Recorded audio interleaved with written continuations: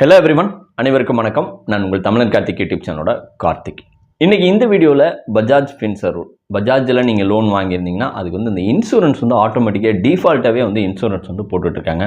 So அதை cancel பண்ண முடியுமா, அதை அவாய்ட் பண்ணுறதுக்கு என்ன பண்ணணும் அப்படின்னா கொஞ்சம் ஷார்ட்டாக வந்து பார்க்க போகிறோம். ரொம்பவே ஷார்ட்டாக வந்து சொல்லிடுறேன். ஃபஸ்ட்டு பஜாஜில் லோன் வாங்குறீங்கன்னா அது உங்கள் நாலேஜோடு வாங்க. நிறையா பேர் வந்து இந்த கன்சூமர் லோன், ஃபார் எக்ஸாம்பிளுக்கு ஒரு மொபைல் ஃபோனோ இல்லை வந்து டிவியோ ஃப்ரிட்ஜோ வாஷிங் மிஷினோ இது வந்து வாங்கியிருப்பாங்க. ஸோ இது வந்து ஆட்டோமேட்டிக்காக 0% வந்து வாங்கியிருப்பாங்க. அதுக்கும் வந்து ப்ராசஸிங் ஃபீஸ்ன்னு சொல்லிட்டு ஒரு 1500 1300 ஒவ்வொரு ப்ராடக்ட் தகுந்த மாதிரி வேரி ஆகும். ஸோ இதை வந்து வாங்கியிருப்பீங்க. அது வாங்கினதுக்கப்புறம் அந்த இஎம்ஐ டியூ அஸ்யூஷலாக வந்து முடிஞ்சதுக்கப்புறம் ஆட்டோமேட்டிக்காகவே ஜஸ்ட் ஒரே ஒரு ஃபோன் கால் உங்களுக்கு வந்து ஒரு பர்சனல் லோன் ஒரு 2 lakhs 1 lakh வந்து அவைலபிளாக இருக்குது அப்படின்னு சொல்லிட்டு ஒரு ஃபோன் கால் வரும். ஓகே அப்படின்னு சொல்லிட்டா எந்த விதமான நம்ம ஒரு மேனுவல் ஃபிசிக்கல் டாக்குமெண்ட்டும் இல்லாத இன்றைக்கி காலையில் ஒரு 10:30க்கு 10 o'clock வந்து ஒரு கால் வருதுன்னா ஈவினிங்குள்ளே உங்களுக்கு வந்து லோன் வந்து டிஸ்பர்ஸ்மெண்ட் கிரெடிட் வந்து ஆகிடும். அது நிறைய பேர் படிக்காதவங்களுக்கு நிறைய நாலேஜ் இல்லாமலே வந்து அந்த அக்கௌண்ட் வந்து கிரெடிட் ஆகிடுது. அதுக்கப்புறம் வந்து அவங்க பொண்ணோ பையனோ வந்து பார்த்துட்டு ஸோ எனக்கு வந்து லோன் வந்து கிரெடிட் ஆகிருக்கு, அதுலேயும் வந்து இன்சூரன்ஸ் எல்லாம் வந்து ஆட் பண்ணியிருக்கீங்க, அதில் ப்ராசஸிங் ஃபீஸ் வந்து ஆட் பண்ணியிருக்கீங்க, இதை வந்து லோன் கேன்சல் பண்ணுங்கள் அப்படின்னு சொன்னால் கேன்சல் வந்து பண்ண முடியாது அப்படின்னு சொல்கிறாங்க.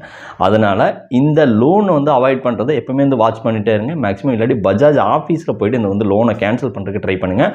ஒன்ஸ் வந்து லோன் வந்து டிஸ்பர்ஸ்மெண்ட் ஆகிடுச்சு அப்படின்னா அதை லோனை கேன்சல் பண்ணுறது ரொம்பவே வந்து கஷ்டம். அது வந்து ரொம்ப போராடி பண்ண வேண்டியதாக இருக்கும். அதுக்கப்புறம் இன்சூரன்ஸ் அப்படிங்கிறது அவங்க வந்து மேண்டேட்டரியாகவே சொல்கிறாங்க. அதாவது கம்பல்சரி ஒரு பிஎல் எடுத்தீங்கன்னா அதுக்கு வந்து இன்சூரன்ஸ் வந்து இருக்குது அப்படின்னு சொல்லுது. அது இண்டிவிஜுவலாக செப்பரேட்டாக போயிட்டு இன்சூரன்ஸ் மட்டும் கேன்சல் பண்ண முடியுமா அப்படின்னா வந்து அதுக்கு வாய்ப்பு ரொம்ப ரொம்ப கம்மி. மொபைல் ஃபோன் வாங்கினா கூட அதுக்கு வந்து ஒரு வேல்யூ ஆடட் சர்வீஸ்ன்னு சொல்லிட்டு ஒரு இன்சூரன்ஸ் வந்து போடுறாங்க. ஸோ அதுக்கப்புறம் நோவா இன்சூரன்ஸ்னு ஒன்று போடுறாங்க. இந்த மாதிரி லாட் ஆஃப் இன்சூரன்ஸ் வந்து பஜாஜில் வந்து ஆட் பண்ணிக்கிட்டே இருக்காங்க. ஸோ இது யாரெல்லாம் வந்து இந்த மாதிரி ஒரு ப்ராப்ளத்தை வந்து ஃபேஸ் பண்ணீங்க, யாரெல்லாம் வந்து எப்படி ரெக்டிஃபை பண்ணீங்க அப்படின்னு போகிறீங்க. எனக்கு தெரிஞ்சு நான் சொன்ன சர்க்கிளில் இன்சூரன்ஸ் பிஎல்லுக்கு வாங்கின இன்சூரன்ஸை கேன்சல் பண்ணுறது ரொம்பவே வந்து கஷ்டம். ஒரே ஒரு நண்பர் வந்து பண்ணியிருக்காரு.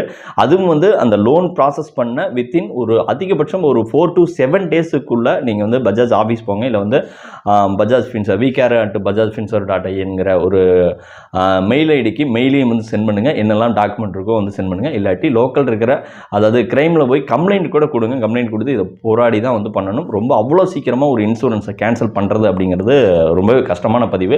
யாரெல்லாம் இந்த மாதிரி ஒரு கான்சிக்வன்சஸ் ஃபேஸ் பண்ணீங்க அப்படின்னு மறக்காத கமெண்ட் போடுங்க. நம்மளோட வாட்ஸ்அப் குரூப்போட பஜாஜுக்குன்னு ஒரு இண்டிவிஜுவல் குரூப் ஒன்று இருக்குது, அதுலேயும் வந்து லிங்க் பண்ணுங்கள். உங்களோட ஒரு தகவல்கள் எதுவாக இருந்தாலும் ஷேர் பண்ணலாம். பஜாஜ் இன்சூரன்ஸ் கேன்சல் பண்ணுறது ரொம்ப கஷ்டம். நன்றி, வணக்கம்.